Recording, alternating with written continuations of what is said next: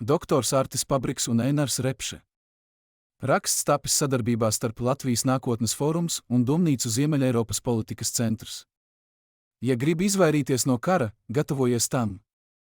Šī gada oktobra vidū kādā drošības politikas konferencē Vācijā bija redzama socioloģiskā aptauja, kas Vācijā identificēja galvenās problēmas, kuras satrauc Vācijas sabiedrību. Visvairāk vāciešus satrauca migrācija, bet otrajā vietā bija karš vai kara iespējamība. Arī Latvijā drošības jautājums, iespējamā agresija no Krievijas, kas cieši saistīta ar Ukrainas kara iznākumu, nodarbina ne tikai drošības ekspertus, bet tiek samērā plaši apspriests sabiedrībā.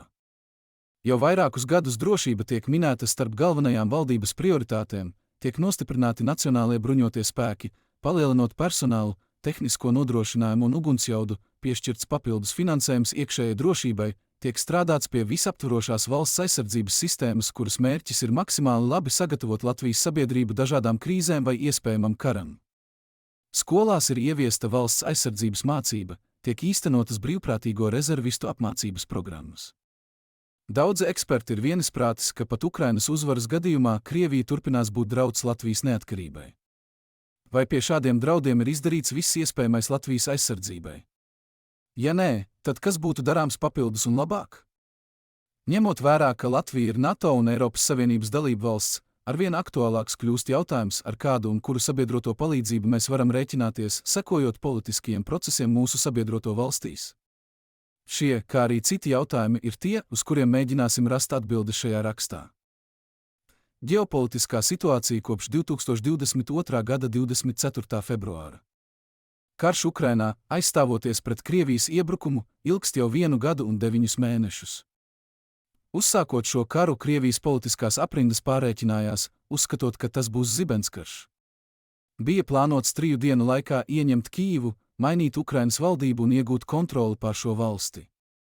Tika uzskatīts, ka rietumvalstis aprobežosies ar diplomātiskiem nosodījumiem, jo iepriekš līdzīgās situācijās, kā, piemēram, 2008. gadā Krievijai iebrukot Gruzijā vai 2014. gadā Krievijai anektējot Krimu, rietumu valstu reakcija aprobežojās ar diplomātisko nosodījumu un dažām ekonomiskajām sankcijām, kuras nespēja atturēt Krieviju no ieplānotām un īstenotām agresijām. Kopš PSRS sabrukuma Krievija ir kļuvusi par ekspertu iesaldēto konfliktu veidošanā un bieži guvusi panākumus, izmantojot militāru spēku savu mērķu sasniegšanai bez līdzvērtīgas un adekvātas atbildes no rietumiem. Šajā sakarā arī 2022. gada 24. februāra iebrukuma priekšvakarā Krievijas vadošās politiskās aprindas uzskatīja, ka rietumi varbūt uz laiku uzliks Krievijai papildus ekonomiskās sankcijas, bet lielos vilcienos rietumu un Krievijas attiecības pēc kāda laika atgriezīsies vecajās, uz biznesu orientētajās sliedēs. Tomēr šoreiz rietumu sabiedrība, Eiropas Savienība un NATO ļoti ātri pārdzīvoja sākotnējo šoku un vienojās par ekonomisku un arī militāru atbalstu Ukrainai. Vienlaikus tās pieņēma lēmumus arī savas drošības papildus stiprināšanai tā saucamajā alianses austrumu flangā. Šeit jāsaka, ka Eiropas Savienības un NATO valstu atbalsts Ukrainai ir vērtējams kā ļoti atšķirīgs. Nosacīti pēc atbalsta apjoma, šīs valstis varētu iedalīt 3 grupās. Pirmajā grupā var izdalīt tādas valstis kā Latvija, Igaunija, Lietuva un Polija. Šīs valstis no pirmās dienas sniedza maksimālo, to iespējām atbilstošo militāro un humanitāro palīdzību Ukrainai. Gan valdību, gan plašas sabiedrības aprindās dominēja viedoklis, ka Ukraina cīnās arī par šo valstu drošību un neatkarību. Tika pamatot uzskatīts, ka ja Krievija uzvarēs Ukrainu, tās politiski militārās ambīcijas tālāk apdraudēs šo valstu suverenitāti. Šim uzskatam ir nopietns pamats, ņemot vērā daudzos Krievijas amatpersonu agresīvos izteikumus pēdējo gadu laikā, kur bez jebkādas kautrības tiek draudēts izmantot militāru spēku pret Baltijas valstīm un Poliju, kā arī tiek apšaubīta šo valstu eksistences nepieciešamība. Jāatceras jau pirms 2022. gada 24. februāra izteiktie Krievijas ultimatīvie aicinājumi NATO dalībvalstīm izvākt sabiedroto karaspēku no Baltijas, ierobežot Baltijas valstu bruņojumu un samazināt militāro mācību skaitu un apjomu. Šādā veidā Krievija testēja un turpina testēt NATO alianses un Eiropas Savienības iekšējo vienotību, noturību un publisko reakciju. Ja šādi un citi Krievijas piedāvājumi tiktu pieņemti, varētu uzskatīt, ka Baltijas valstis tiktu praktiski demilitarizētas un drošības jautājumos varētu paļauties tikai uz Krievijas žēlsirdību, kura šīs valsts politiskajā kultūrā nav novērota. Paralēli militārās un humanitārās palīdzības sniegšanai Ukrainai, Baltijas valstis un Polija intensīvi iestājās par visa veida atbalstu Ukrainai visos starptautiskajos formātos, kur tās bija pārstāvētas. Sevišķi šeit jāizceļ NATO, Eiropas Savienība un ANO. Arī divpusējo attiecību ietvaros ar sabiedrotajiem Latvija un citas augstāk minētās valstis iestājās par to, ka Ukrainai jāsniedz maksimāla militārā palīdzība nekavējoties. Vienlaikus tika atbalstīta stingra starptautisko sankciju politika pret Krieviju. Visas pieminētās pirmās grupas valstis jau no pirmās dienas Krievijas uzbrukumu Ukrainai uztvēra kā revanšistisku Krievijas karu un mēģinājumu atjaunot Krievijas impērijas kādreiz iekarotās teritorijas. Tiek uzskatīts, ka Krievijas veiksmes gadījumā tāds karš radītu tiešu apdraudējumu šīm valstīm un līdz ar to arī NATO aliansei un Eiropas Savienībai. Lielā mērā šim viedoklim piekrīt arī Somijas un Zviedrijas valdošās aprindas, kas kalpoja par pamatu šīm valstīm mainīt līdzšinējo ārpolitisko kursu par labu šo valstu dalībai NATO, saprotot, ka tas ir vienīgais veids, kā atturēt Krieviju no iespējamās agresijas, bet hipotētiskas agresijas gadījumā Krievijas uzbrukumu atvairīt. Var apgalvot, ka lielā daļā Baltijas jūras valstu dominē viedoklis, ka Ukrainas kara rezultāts noteiks šī reģiona drošības nākotni un Ukrainas iespējamais zaudējums karā radītu šīm valstīm eksistenciālus draudus no Krievijas puses. Pie otrās grupas varētu pieskaitīt tādas valstis kā Amerikas Savienotās valstis, Apvienoto Karalisti, Norvēģiju, Dāniju, Islandi, Somiju, Zviedriju, Čehiju, Nīderlandi, Itāliju, kā arī Vāciju un Franciju. Šī valstu grupa ir samērā daudzveidīga. To vidū ir ASV un Apvienotā Karaliste, kuras, sākoties karam, nodrošināja vislielāko militāro atbalstu Ukrainai, bez kura Ukrainas armijai būtu bijis ļoti grūti noturēties pret Krievijas pārspēku. Līdztekus militāram atbalstam, Apvienotā Karaliste un sevišķi tā laika premjerministrs Boris Džonsons un aizsardzības ministrs Bens Voless sniedza vienu no vislielākajiem politiskajiem atbalstiem Ukrainai, šajā ziņā motivācijas līmenī nostādot tos blakus baltiešu un poļu pārstāvjiem. Politiski līdzīgas pozīcijas, bet ar mazāku militāro atbalstu, noturēja Ziemeļvalstis, Čehija un Nīderlande, kā arī Itālija. Kā iepriekš minēts, Somija un Zviedrija, sākoties Krievijas uzbrukumam Ukrainai, pieņēma vēsturisko lēmumu pievienoties NATO. Tādējādi šīs valstis apliecināja, ka, līdzīgi baltiešiem un poļiem, tās ļoti nopietni uztver Krievijas radītos draudus nacionālajai drošībai un apzinās kara Ukrainā izteikto ietekmi uz nākotnes drošības perspektīvu. Attiecībā uz kādreizējo Eiropas Savienības motoru Franciju un Vāciju, jāsaka, ka to valdības līdz pat 2022. gada 24. februārim izrādīja iecietību un samierināšanas politiku attiecībā uz Krieviju, kas izpaudās arī daudzajos telefonu zvanos Kremļa saimniekam un cita starpā, radīja neizpratni virknē sabiedroto valstu. Tomēr pēc kara sākuma abas valstis diezgan aktīvi iekļāvās Ukrainu atbalstošo valstu grupā un sniedza gan humanitāro, gan arī militāro atbalstu Ukrainai. Vācijas gadījumā jau 2022. gada 27. februārī notika nopietns pavērsiens tās aizsardzības politikā, kurš tika nosaukts par Zeitenwende un paredzēja Vācijai nopietni pievērsties savu bruņoto spēku spēju un nodrošinājumu stiprināšanai, plānojot piešķirt papildu 100 miljardus Vācijas drošībai garākā laika periodā. Zeitenwende var patiesi nosaukt par lielāko politisko pavērsienu drošības jautājumos Vācijas sabiedrībā kopš Otrā pasaules kara. Tomēr virkne kritiķu uzskata, ka, lai arī šis vēsturiskais Vācijas drošības politikas pavērsiens tika skaļi deklarēts un jāvērtē visnotaļ pozitīvi, praktiski tā ieviešana norisinās lēni. Arī Vācijas militārais atbalsts Ukrainai ilgu laiku tika raksturots kā 2 soļi uz priekšu un 1 solis atpakaļ. Vācijas sabiedrība un mediji kara sākumā veltīja mēnešus neauglīgām diskusijām par to, kurus ieročus drīkstētu un vajadzētu sūtīt Ukrainas armijai un kurus nē. Kuri ieroči ir ar uzbrukošu raksturu, bet kuri ir domāti aizsardzībai. Šo rindu autori līdzīgi kā virkne citu ekspertu uzskata, ka šāda diskusija ir mākslīga, jo ieročus nevar dalīt uzbrukošos un aizsardzības ieročos. Tādēļ šādas diskusijas tikai novilcināja tik ļoti nepieciešamā militārā atbalsta sniegšanu Ukrainai. Tomēr attiecībā uz Vāciju ir vērojams arī pozitīvas tendences. Vācu politiskās, ekonomiskās un industriālās aprindas sāk lēnām iešūpot lielo vācu dreadnoutu un gribētos cerēt, ka Vācija varētu kļūt par vadošo un atbildīgāko Eiropas militāro varu, kas no Latvijas viedokļa būtu apsveicami, ja šī vara būtu gatava iestāties par Baltijas aizsardzību pret Krieviju. Zināmi signāli par to liecina, kā piemēram Vācijas aizsardzības politikas vadlīnijas, ko Vācijas aizsardzības ministrs nodeva atklātībai 2023. gada 9. novembrī. Vienlaikus ir pieaugusi arī Vācijas apņemšanās nopietni palielināt savu klātbūtni mūsu kaimiņvalstī Lietuvā.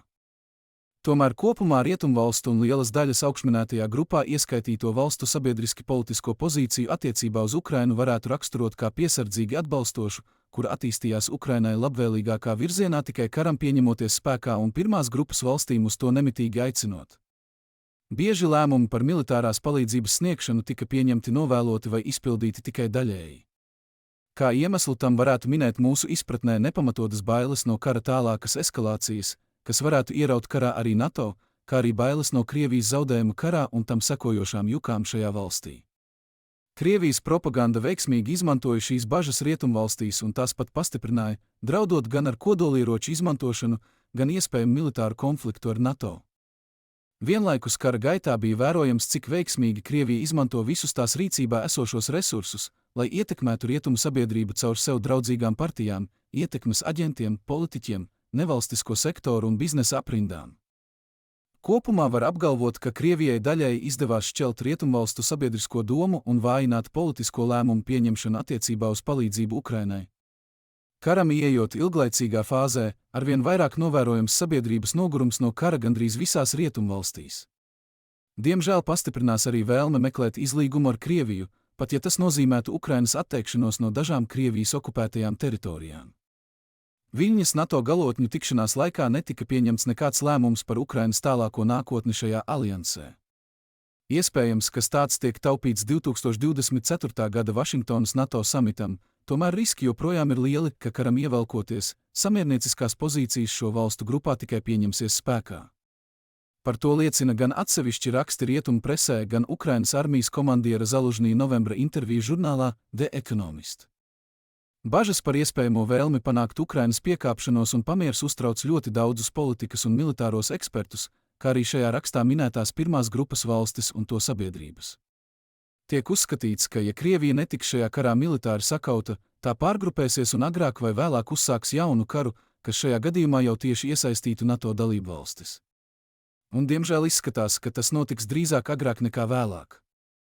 Ukrainas-Krievijas karš ir iegājis ilglaicīgā fāzē, kur Ukrainas uzvara, ar kuru būtu jāsaprot Krievijas sakāve kaujas laukā, ir iespējama tikai tad, ja rietumu sabiedrotie pārved savu ekonomiku uz kara sliedēm, līdzīgi kā to jau ir izdarījusi agresorvalsts Krievija.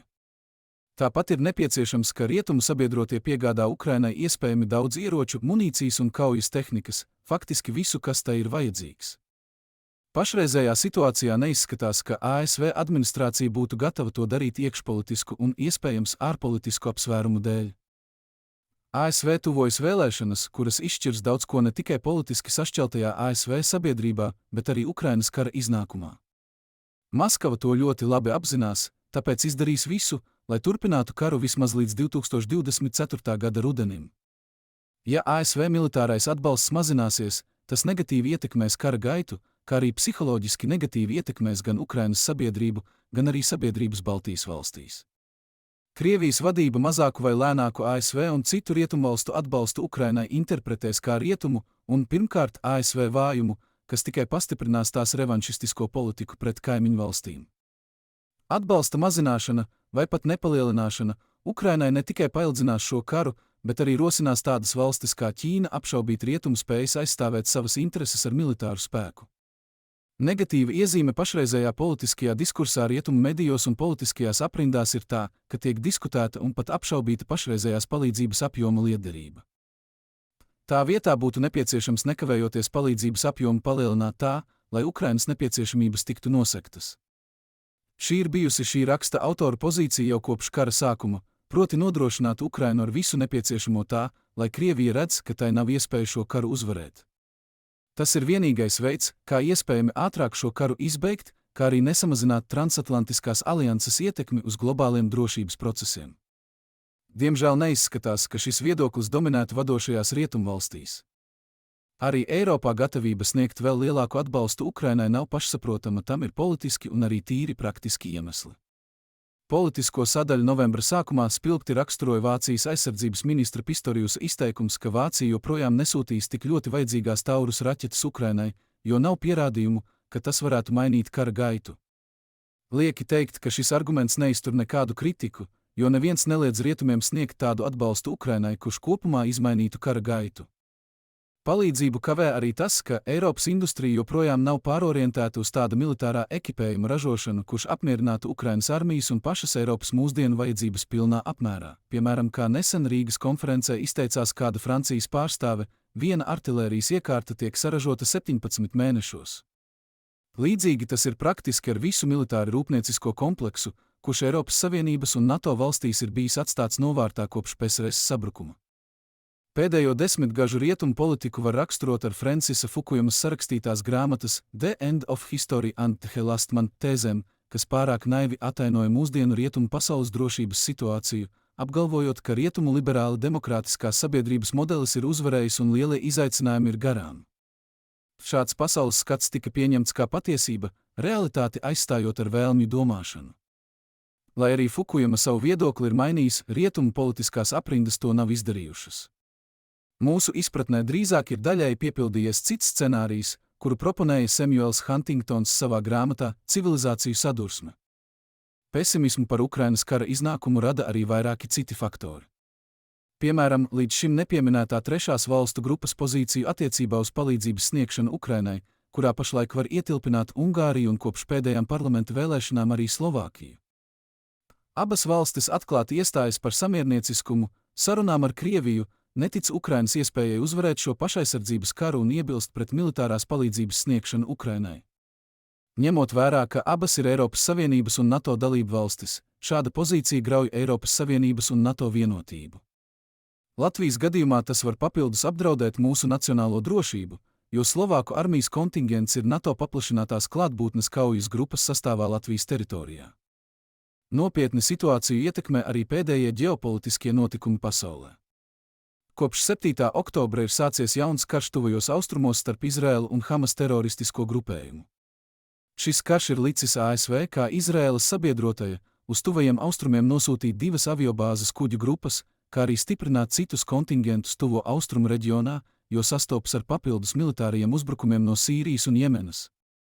Pastāv iespēja šim tuvo austrumu karam eskalēties plašākā konfliktā, ja Hamas palīgā dosies Libānā esošais teroristiskais Hezbollah grupējums vai pat Irāna. Tas vēl vairāk novērsīs rietumvalstu uzmanību no Krievijas-Ukrainas kara, tādējādi veicinot Krievijai labvēlīgu situācijas attīstību. Ir pamats apgalvot, ka Hamas teroristiskais uzbrukums Izrēlai 7. oktobrī nenotika bez Krievijas un Irānas ziņas un iepriekš sniegta atbalsta. Tāpat jāatgādina vēl viens nopietns politisks faktors, kas ir nozīmīgas musulmaņu imigrantu kopienas klātbūtne daudzās rietumu valstīs, kas ietekmē demokrātisko lēmumu pieņemšanu šajās valstīs. Tuvo austrumu karš ir vēl vairāk sašķēlis rietumu sabiedrību, kurā ir spēcīgas musulmaņu imigrantu kopienas, kuras iestājas pret Izraēlu un kurās eksistē spēcīgi, klāji antisemītiski un antiamerikāniski strāvojumi. Kopā ar kreisi orientētām politiskām un sabiedriskām kustībām, šīs grupas bieži nostājas teroristiskā grupējuma Hamas pusē, paužot antisemītisku noskaņojumu. Šāda notikuma attīstība palīdz Krievijai ne tikai turpināt agresiju pret Ukrainu, bet arī vienlaikus vājināt un šķelt rietumvalstu sabiedrības no iekšienes. NATO iekšienē Hamas atbalstošu pozīciju pauž arī Turcijas vadība. Papildus Ukrainas-Krievijas karam un tuvo austrumu karam, pastāvīga spriedze ir novērojama arī Klusā okeāna reģionā, kur saduras Ķīnas un ASV intereses. Arvien biežāk ir novērojams gan Ķīnas, gan ASV un tās sabiedroto militārās mācības Taivānas tuvumā. Ja šajā reģionā izceltos kāds militārs konflikts, tas atstātu negatīvu iespaidu uz Eiropas kontinenta drošību, jo ir pamats domāt, ka Krievija to nekavētos izmantot savas ietekmes palielināšanai, nekautrējoties pielietot militāru spēku vispirms jau pret kaimiņu valstīm. Lai arī 3 vienlaicīgu karu esamība pašreiz nav ļoti ticama, to nevar izslēgt jau tuvākajā nākotnē. Jebkurā gadījumā tāda kara varbūtība, kurā var tikt ieraut arī Eiropa, ir būtiski pieaugusi kopš 2022. gada februāra. Vienlaikus ir pieaugusi Rietumeiropas sabiedriskā un politiskā sašķeltība. Daudzas sabiedrības Eiropā ir iekšējo konfliktu pārņemtas, ko ir veicinājusi nekontrolēta migrācija, kultūrkari, sociālā nevienlīdzība, polarizācija, kā arī sociālo un tehnoloģisko revolūciju negatīvie blakus efekti. Pēdējās desmitgadēs Eiropas starptautiskā ietekme un ekonomiskā konkurētspēja pasaulē ir mazinājusies. Militāri Eiropa pēdējās desmitgadēs ir atbruņojusies. Tās militārā industrija un spēju ģenerēšana ir bijusi atstāta novārtā tik ļoti, ka Eiropas valstu militārais īpatsvars NATO ir būtiski samazinājies, faktiski atstājot militāro spēju jautājumu ASV pārziņā. Vienlaikus arī ASV politikā ir vērojama sabiedrības polarizācija un iekšējā sašķeltība, kārtējo reizi šīs valsts vēsturē pieaugot prasībai pēc izolacionisma. Laimīgā kārtā pašreizējā ASV administrācija šīm tendencēm sekmīgi pretojas, bet cik ilgi? Tas nozīmē, ka Eiropai ir jābūt spējīgai sevi sekmīgi aizstāvēt pat gadījumā, ja politiskās konjunktūras izmaiņu rezultātā Vašingtona vismaz uz laiku nav ieinteresēta sniegt pietiekamu ieguldījumu Eiropas drošībā un sevišķi, ja ASV nepalielinās savu atbalstu Ukrainai, jeb sliktākā gadījumā centīsies veidot samierniecisku pozīciju attiecībās ar Krieviju, spiežot Ukrainu noslēgt pamieru, tādējādi naivi cerot, ka tas varētu tai atbrīvot rokas konkurences cīņā Klusajā okeānā. Lai arī kopumā Eiropas ekonomiskais potenciāls ir nesalīdzināmi lielāks nekā tās tuvākajam draudam Krievijai, šis ekonomiskais potenciāls netiek pilnībā izmantots, lai veicinātu valstu kaujas spējas, un sabiedrība ir zaudējusi vēlmi un prasmes sevi militāri aizstāvēt. Tas mudina potenciālo agresoru izmantot šīs vājības savu interešu sasniegšanai. Eiropas politiskajām aprindām un sabiedrībai ir jāsaprot, ka Krievija nebaidās izmantot militāru spēku savu ģeopolitisko mērķu sasniegšanai. Pateicoties Ukrainas karam, Krievija ir pārveidojusi savu ekonomiku kara vajadzībām. Masveida cilvēku upurēšana savu militāro interešu labā ir pieņemama gan Krievijas vadībai, gan tās sabiedrībai, kura ar agresīvas propagandas palīdzību desmitgadēm ir pretnostatīta rietumu kultūrai un vērtībām. Ja Krievija netiks sakauta Ukrainas karā, tad tas ir tikai laika jautājums, lai pie labvēlīgas situācijas Krievija uzsāktu jaunu karu. Pie tam izskatās, ka šāda labvēlīga situācija turpina nobriest. Pat laban ilgi gaidītais Ukrainas pretuzbrukums ir iestrēdzis mazkustīgā fāzē, kura bez papildus ieročiem un aprīkojuma ir grūti pārvarama. Ilgtermiņā tas rada papildus draudus Ukrainai, kā arī rietumiem kopumā. Savukārt Krievija nostiprina savu pašpietiekamību, kurā tā var atrasties ilgi, pateicoties totalitārai pārvaldes sistēmai un politiski sabiedriskai kultūrai, kurās, salīdzinot ar rietumiem, ir ļoti augsts sāpju slieksnis. Tuvākie līdzīgie režīmi tai ir atrodami Ziemeļkorejā, Kubā un Irānā. Krievijas iedzīvotāju tolerance pret sliktiem dzīves apstākļiem šķiet gandrīz neizsmeļama, to agresīvas propagandas uzkurinātais naids pret rietumiem gandrīz neierobežots. Jārēķinās, ka tāds stāvoklis un pretstāvēšana var turpināties ļoti ilgi. Diemžēl, kā liecina pieredze, pat visaugstāko rietumu militāro tehnoloģiju un labi sagatavota karaspēka klātbūtne nebūtu automātiski nenodrošina tūlītēju uzvaru un ilgstošu mieru. Padomāsim, ko mums var iemācīt Afganistāna, Irāka vai šobrīd Gaza. Starp citām lietām arī to, ka karadarbība, kad reiz sākusies, vairs nav tik viegli apturama. Miers ir ļoti trausls un saudzējams stāvoklis, kurš ir ļoti grūti atjaunojams, kad jau sākušies bruņoti konflikti. Ka jebkuri līdzekļi, jebkuras pūles, kas ieguldītas kara novēršanā, būs daudzkārt mazākas par tām pūlēm un līdzekļiem, kas nepieciešami kara apturēšanai pēc tam, kad tas jau sācies. Ja tu gribi mieru, gatavojies karam, šodien skan tik aktuāli kā vēl nekad. Krievijas iebrukuma Ukrainā pāriešana ierakumu karā bez redzamām izmaiņām frontē no Krievijas puses tiks pasniegta un viņu sabiedrībā uztverta gandrīz kā uzvara. Tā noteikti iedrošinās nākamajām avantūrām, kas var būt valdošajam režīmam arī praktiski nepieciešamas spriedzes un kara laika retorikas uzturēšanai. Nevelti kā diversija, kā uzmanības novēršanai domāts manevrs, pat laban no Krievu puses tiek sekmīgi izmantots un kurināts konflikts tuvajos austrumos. Bažas rada arī pieaugošā militārā spriedze, kas saistās ar Ķīnu. Ņemot vērā, ka desmitiem, varbūt pat simtiem gadu Krievijas vadošās aprindas ir sevi ideoloģiski un politiski nostatījušas pret rietumniecisko, ir tikai loģiski uzskatīt, ka pastāv liela iespēja, ka nākotnes militārās avantūras var tikt vērstas tieši rietumu virzienā, kas Baltiju padara par vienu no iespējamiem Krievijas mērķiem. Šādas avantūras labvēlīgi apstākļi Krievijai būtu nepietiekams rietumu atbalsts Ukrainai, kas ļautu šo konfliktu iesaldēt, Ukrainai piekāpjoties, bet Krievijai atbrīvojot savus militāros un ekonomiskos resursus. ASV intereses un klātbūtnes mazināšanās Eiropā iekšpolitisku iemeslu dēļ, kā arī papildus globālu izaicinājumu dēļ, kas tai liktu uzskatīt, ka ASV netiek ar to visu galā vienlaikus. Tāpat Krievijas nākotnes agresiju veicinoši faktori būtu Eiropas globālās ietekmes mazināšanās, Eiropas sabiedrībās pieaugošā iekšējā politiskā un ideoloģiskā sašķeltība, nespēja pieņemt militārus draudus kā pietiekami reālus un tādējādi nepārorientējot savu ekonomiku tādā veidā, lai pārvarētu savu relatīvo militāro vājumu. Rezultātā nespēja sniegt sabiedroto valstīm saulaicīgu un pietiekamu militāro atbalstu krīzes vai kara gadījumā. Ko šādā situācijā papildus darīt Latvijai, pieņemot, ka mūsu neatkarība, drošība un demokrātija ir mūsu augstākās vērtības, no kurām mēs neesam gatavi atteikties nekādā gadījumā? Vai mēs Latvijā nopietni gatavojamies tuvākajā laikā paredzamajiem drošības apdraudējumiem? Vai mēs esam politiski, psiholoģiski, ekonomiski un militāri gatavi iespējamam drūmākajam scenārijam, karam? Tikai godīgi atbildot uz šo jautājumu paši sev un izdarot visu, kas atkarīgs no mums pašiem, mēs varam saglabāt mūsu neatkarību, brīvību un demokrātiju, vai nu izvairoties no iespējamas agresijas, vai nezaudējot karu, ja sāktos Krievijas agresija pret mums.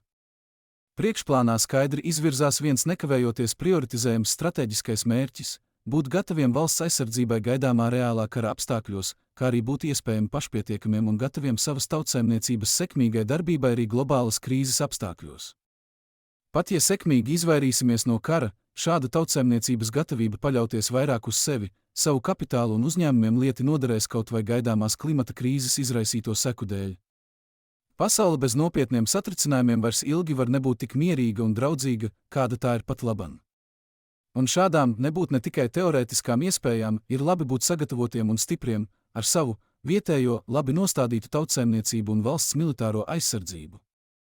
Ko šajā situācijā varam darīt un kas, mūsuprāt, būtu jādara? Atbildes būtu sadalāmas daļās – ārpolitiskās aktivitātes un iekšpolitika. Ārpolitiskā darbība stiprinot mūsu drošību. Ārpolitiski būtu izdalāma globālā, transatlantiskā, eiropeiskā un reģionālā politika. Globāli Latvijas valdībai ir jādara viss, lai veicinātu Latvijas un Rietumu pasaules svara, ietekmes un reputācijas pieaugumu Āzijas, Āfrikas un Latīņamerikas valstu un to sabiedrību vidū. Tas sevī ietver politikas, kultūras un ekonomikas mehānismus. Rietumiem ir jābalsta savas attiecības ar citu kontinentu valstīm, ņemot vērā šo valstu nacionālās īpatnības. Būtu jāatsakās no koloniālajam laikam piemītošās kultūras augstprātības. Jāsaprot, ka šīs valstis varbūt nekad nekļūs politiski un kulturāli līdzīgas Eiropai. Jāstiprina saites ar līdzi domājošām valstīm, kā piemēram Japāna, Dienvidkoreja, Austrālija, Jaunzēlanda, Singapūra un citas. Eiropai jāspēj būt lieliskam liberālās demokrātijas piemēram visām pasaules valstīm, jo tas ir mūsu dzīves veids un vērtības, panākot to, ka Eiropā pieaugošā imigrācija no citu kultūru reģioniem piemērojas Eiropas vērtībām, nevis tās apdraud ar nedemokrātiskām un neliberālām tradīcijām, kas dominējušas to kādreizējās mītnes zemēs. Viens no piemēriem ir antisemītisms, kas, pateicoties šādam pasaules skatam, atkal atzimst Eiropā. Vienlaikus jāpieņem, ka mūsdienu fragmentētajā pasaulē ne visas pasaules valstis un sabiedrības grib un var dzīvot saskaņā ar mūsu vērtībām. Citiem vārdiem sakot, pasaule ir tālu no situācijas, ka visur dominēs un tiks pieņemta liberālā demokrātija. Transatlantiskajās attiecībās ir jāpieliek visas pūles, lai saglabātu ASV iesaisti, ieinteresētību un klātbūtni Eiropas politikā. Alternatīva, diemžēl, ir tālāka rietumu globālā vājināšanās un Eiropas politiskā un ekonomiskā marginalizācija, nespējot konkurēt ne ar Āzijas, ne arī ar ASV ekonomiku, tehnoloģijām un militārajām spējām. Jāuzsver, ka no transatlantiskās integrācijas pastiprināšanās ieguvēji būs abās Atlantijas okeāna pusēs, gan Eiropā, gan ASV. Jāpieliek visas pūles, lai pārliecinātu mūsu ASV sabiedrotos, ka Eiropas un ASV drošība nav nodalāma. To pierādījuši abi pasaules kari.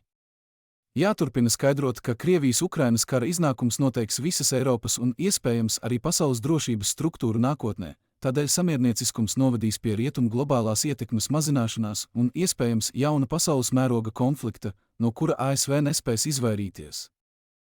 Eiropas kontinentā vislielākās pūles ir jāpieliek nostiprinot Eiropas Savienības valstu ekonomisko un militāro izaugsmi un sadarbību. Tas nenozīmē automātiski iestāties par Eiropas Savienības federalizāciju un atteikšanos no nacionālās politikas, piemēram, tādos jautājumos kā drošība, militārās spējas vai migrācija. Eiropas Savienības institūciju ietekmes nostiprināšana atbalstāma tikai tajos gadījumos, kur globālās konkurences apstākļos tas nes nepārprotamu labumu gan Latvijai kā nacionālai valstī, gan Eiropai kopumā. Ekonomiskās konkurētspējas un drošības stiprināšanai ir piešķirama prioritāra nozīme tuvākajā desmitgadē. Reģionālā politika, mūsuprāt, var spēlēt izšķirošu lomu Latvijas drošībai tuvākajā dekādē. Valstis ekonomiski bieži visvairāk sadarbojas tieši ar ģeogrāfiski tuvākajām valstīm, un drošības jautājumos arī ir iespēja visātrāk saņemt gan palīdzību, gan izpratni tieši no tuvāk esošajām kaimiņu valstīm. Pēc iestāšanās NATO Latvijas kaimiņi Zviedrija un Somija ir noņēmušas pēdējo šķērsli mūsu militārai un drošības sadarbībai. Šo valstu dalība transatlantiskajā aliansē dod visai Baltijai tik nepieciešamo stratēģisko dziļumu.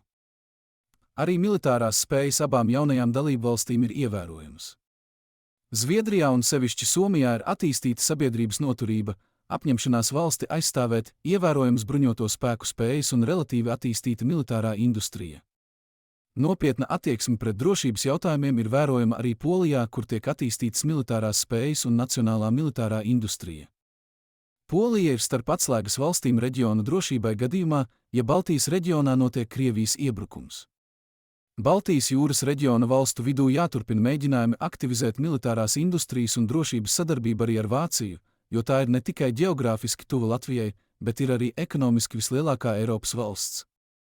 Protams, Vācijas politisko aprindu vēlme ņemt vērā Baltijas drošības intereses, kā arī pašai reāli īstenot Zeitenvende un atteikties no ilūzijām par sadarbību ar Krieviju ir bijusi ar mainīgām sekmēm. Tomēr darbs ar Vāciju ir jāturpina. Ārpus reģiona Ukrainas karš ir pierādījis, ka nepieciešams stiprināt attiecības ar izlēmīgām valstīm. Ar tādām var saprast apvienoto karalisti un ASV. Ārpus reģiona atrodas arī pašlaik karojošā Ukraina, kura pēc kara beigām būs viena no stiprākām Eiropas valstīm, gatava iestāties par savu un sabiedroto drošību. Ir jāveicina ekonomiskā un militārā sadarbība ar Ukrainu, vienlaikus veicinot Ukrainas iespējami ātru iestāšanos Eiropas Savienībā un NATO. Ukrainas dalībai šajās organizācijās ir jābūt Latvijas ārpolitikas stratēģiskajam mērķim. Iekšpolitiskā darbība stiprinot mūsu drošību. Vērojot mūsdienu starptautisko situāciju, dilstošo rietumu ietekmi pasaulē, pieaugošo drošības izaicinājumu skaitu, ilglaicīgās diskusijas par palīdzības sniegšanu Ukrainai gan ASV, gan Eiropā, kā arī grūtās diskusijas NATO iekšienē par lielāku militāro klātbūtni Latvijā, ir pilnīgi skaidrs, ka lielā mērā slīcēju glābšana ir pašu slīcēju rokās. Ja vēlamies nodrošināties pret iespējamo Krievijas iebrukumu, ir jāizdara viss, lai Latvijas militārās spējas, militārā industrija, apgāde, rezerves, kā arī sabiedrības gatavība un psiholoģiskā noturība būtu maksimāli augstā līmenī. Latvijas drošības politikai ir jābalstās totālās aizsardzības principā neatkarīgi no tā, ka esam NATO un Eiropas Savienības dalībvalsts, jo pašreizējo globālo izaicinājumu priekšā drošības nevar būt par daudz. Totālā aizsardzība ir vienīgā nacionālā līmeņa politika, kas varētu atturēt Krieviju no uzbrukuma Latvijai vai arī veiksmīgi stāties pretī Krievijai, ja tā izvēlētos mums uzbrukt. Protams, ka Latvija nespēs vienatnē izturēt ilglaicīgu karu ar Krieviju, bet izdarot visus mājas darbus pareizi, pastāv ļoti liela iespēja, ka šādu uzbrukumu Krievija vērtēs kā neatbilstošu iespējamiem ieguvumiem, zinot, ka tas dos laiku iedarbināt visus starptautiskos mehānismus, lai mobilizētu atbilstošu sabiedroto atbalstu, kur Krievija nevarēs cerēt uz uzvaru. Kopš Krievijas iebrukuma Ukrainā Latvijas valdības ir uzsvērušas drošību kā galveno valdības prioritāti, stiprinot nacionālos bruņotos spēkus un strādājot pie visaptverošas valsts aizsardzības sistēmas. Tomēr ne tuvu nedrīkstam apstāties pie līdz šim sasniegtā, jo darāmā vēl ir daudz, ko nevarētu teikt par laiku. Šajā rakstā mēs vēlētos ieteikt vairākas lietas, kuras, mūsuprāt, būtu jātīsta straujāk. Jāturpina palielināt aizsardzības budžets.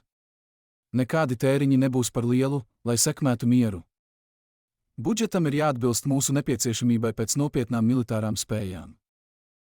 Šobrīd ir paredzēts, ka Latvijas aizsardzības budžets sasniegs 3% no IKP 2027. gadā. Paralēli tam ir paredzēta atsevišķa budžeta līnija vidējas distances pretgaisa aizsardzības sistēmu iegādēji aptuveni 1 miljarda eiro vērtībā. Tas ir labi, bet jābūt gataviem aizsardzības budžetu palielināt pat virs 3% tuvāko 3 gadu laikā kaujas spējām, personālam, militārās industrijas un totālās aizsardzības sistēmas attīstībai. Spējas.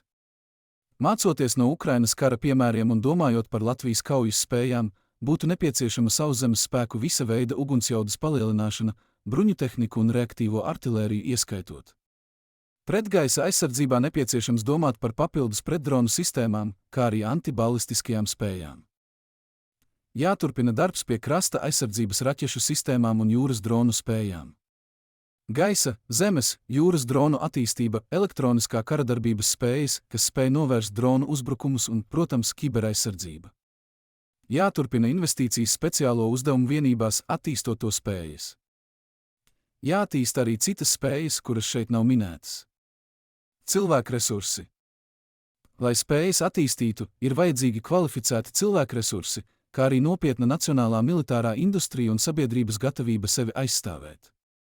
Ņemot vērā, ka Latvijas sabiedrība ir skaitliski maza, ir būtiski, ka visi sabiedrības locekļi apzinās savas spējas un lomu krīzes un iespējama kara situācijā. Ne visiem ir jābūt bruņotajos spēkos, bet ir jābūt pietiekami daudz militāri izglītotu cilvēku šādai situācijai, kā arī attīstītai civilās aizsardzības infrastruktūrai un personālam, kas var iesaistīties civilajā aizsardzībā caur iekšlietu, veselības aizsardzības vai kādu citu nozari. Pašreizējā apstiprinātajā valsts aizsardzības koncepcijā tiek paredzēts, ka kara gadījumā Latvijā jābūt 61,000 militāri sagatavotu cilvēku. Uzskatām, ka pie šī skaitļa nebūtu jāapstājas, konceptuāli un ideāli tam būtu jāaug līdz 100–120,000, ņemot vērā Latvijas iedzīvotāju skaitu un salīdzinājumu ar Somijas iedzīvotāju skaitu un militāri sagatavoto personu skaitu. Tas nozīmē, ka jāaudzē obligātā iesaukumā esošo skaits, jāpilnveido valsts aizsardzības mācība, kas ieinteresē un sagatavo tehnoloģiski zinošus un patriotiskus cilvēkus. Jāveicina rezervistu apmācība, iesaiste zemesardzē, bet galvenais uzsvars uz valsts aizsardzības dienestam un militārām spējām vajadzīgu izglītību. Totālā aizsardzības sistēma. Šajā publikācijā mums nav iespējas detaļās izvērst diskusiju par visaptverošo jeb totālo aizsardzības sistēmu, bet mēs uzskatām, ka uzsvars būtu liekams uz visas Latvijas sabiedrības sagatavošanu krīzēm un karam, kur tā sabiedrības daļa, kas kara gadījumā nebūs nacionālo bruņoto spēku sastāvdaļa, spētu maksimāli efektīvi aizstāvēt sevi un mūsu kopīgo valsti Latviju. Tas sevī ietver nepieciešamību sagatavot papildus civilās aizsardzības rezerves valsts robežsardzei, policijai, ugunsdzēsības un glābšanas dienestam, kā arī medicīnai. Pašlaik šis jautājums tiek risināts ļoti lēnām un birokrātiski. Zināms progress ir vērojams militārās medicīnas veidošanā, tomēr šeit nepieciešams veidot sadarbību starp slimnīcām no vienas puses un aizsardzības ministriju un nacionālajiem bruņotajiem spēkiem no otras, lai maksimāli attīstītu militāro medicīnu un ar to saistītās spējas. Visaptverošā valsts aizsardzības sistēma sevī ietver arī materiālo resursu rezerves visās jomās, un arī šis nav izdarāms bez papildus budžeta un papildus infrastruktūras. Infrastruktūras jautājums ir ļoti aktuāls gan nodrošinot NBS spējas, gan Latvijas kā uzņemošās valsts spējas, sagaidot palīdzību no sabiedrotajiem, kā arī attīstot mūsu pašu sēlijas poligonu, noliktavas, kazarmas un apmācību vietas valsts aizsardzības dienestam un citām vajadzībām. Vienlaikus nepieciešams attīstīt robežas aizsardzības infrastruktūru, lai nepieļautu uzbrukošā karaspēka ielaušanos dziļāk Latvijas teritorijā, kā tas arī ir atspoguļots Madrides un Viļņas NATO samitu pieņemtajos lēmumos. Šeit būtu jāaicina Eiropas Savienība iesaistīties kopīgā austrumu robežas izbūvē ar papildus finansējumu, nostiprinot šo robežu arī militāri, sākot no Somijas ziemeļiem līdz Polijas dienvidiem. Militārā industrija. Militārās industrijas attīstība nav pilnvērtīga bez valsts iesaistes, jo militārās industrijas mērķis nav tāds kā citām industrijas nozarēm brīvā tirgus apstākļos. Militārā industrija neeksistē tikai, lai piedalītos šajā tirgū, pelnītu naudu, veicinātu darba tirgu un eksportu. Militārā industrija ir vienmēr bijusi saistīta ar valsts interesēm, kas, savukārt, ir drošība un aizsardzība. Vienlaikus jāatzīst, ka militārā industrija vēsturiski vienmēr ir bijusi tā nozare, kas visvairāk saistīta ar inovācijām, attīstību un modernākajām tehnoloģijām. Tas nozīmē, ka ieguldot militārajā industrijā, Latvija iegūst ne tikai nepieciešamo tehnoloģisko nodrošinājumu saviem bruņotajiem spēkiem, bet vienlaikus veicina savu tautsaimniecību visefektīvākajā veidā. Latvijai jau kopš 2012. gada veidojas labas iestrādes militārās industrijas jomā, lai arī Latvija ir maza valsts, un tai jāsaskaras ar milzīgu konkurenci pasaules tirgū. Latvijas dronu industrija pēc dažiem aprēķiniem ir starp labāk attīstītajām industrijām Baltijas valstu vidū. Arī militārās autoindustrijas vidū Latvija šai mirklī ir vadošā lomā reģionā, ražojot 6x6 bruņumašīnu Patria un izstrādājot apvidus auto prototipu Fox. Tuvākajā laikā ir jāspēj vienoties ar Somijas, Francijas un citu valstu uzņēmumiem par kopīgu munīcijas un sprākstvielu ražotni Latvijā, kas arī būs pirmā reģionā.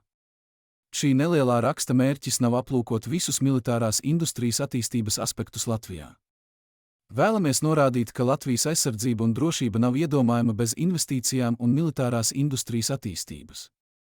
Ukrainas karš parāda, ka resursu trūkums ir būtisks faktors jebkurā karadarbībā, un pašlaik visā pasaulē ir šo resursu trūkums, un nekas neliecina, ka situācija strauji mainīsies pozitīvā virzienā.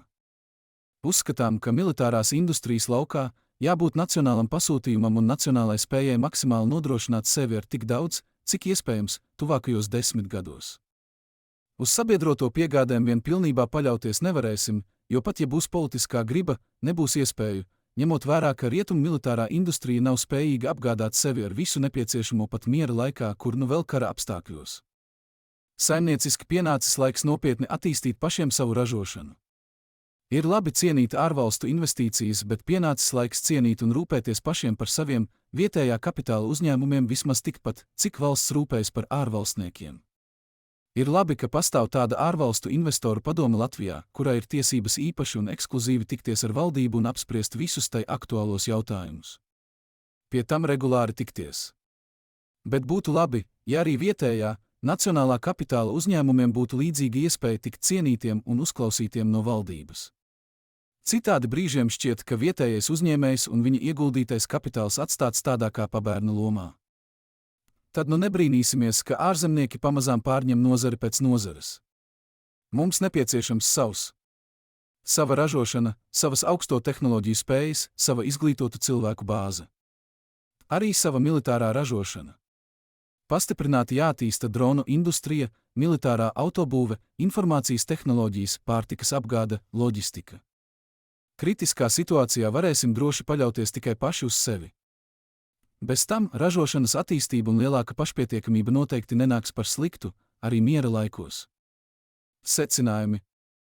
Si vis pacem, para bellum, šis seno romiešu teiciens nav zaudējis savu nozīmi arī mūsdienās.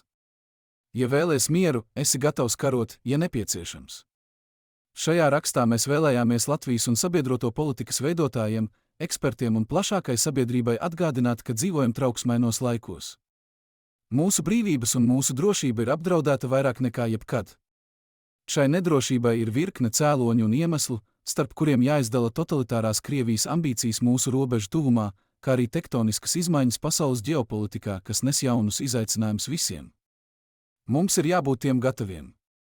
Lai garantētu Latvijas drošību, mums ir ne tikai jābūt starptautiski aktīviem visos iespējamajos formātos, tiekoties gan ar mūsu sabiedrotajiem, gan arī ar citu reģionu pārstāvjiem, bet arī maksimāli jāiegulda Latvijas nacionālajā drošībā un aizsardzībā. Latvijai pēdējos 30 gados ir izdevies atgūt savu zaudēto neatkarību, atgriezties Eiropas politiskajā un kultūrvidē, iestāties visās nozīmīgākajās starptautiskajās organizācijās, ieskaitot Eiropas Savienībā un NATO. Daudzu ārvalstu novērotāju acīs mēs esam paveikuši brīnumu, kam daudzi vairs neticēja. Diemžēl pār mūsu valsti un varbūt visu pasauli sāk klejot drūmi kara mākoņi. Šādā situācijā vispareizākais ir izdarīt visu, kas iespējams, lai Latvija spētu izvairīties no jauna kara, jo kurš gan cits zina to labāk kā mūsu tauta, kas pārdzīvojusi 2 pasaules karus, zaudējusi katrā ap 30% iedzīvotāju, kā arī mūsu valstiskumu. Mēs esam gatavi izdarīt visu, lai nepieļautu līdzīga scenārija atkārtošanos. Tādēļ ir tapis šis raksts, lai motivētu mūs visus efektīvāk ieguldīties Latvijas aizsardzībā.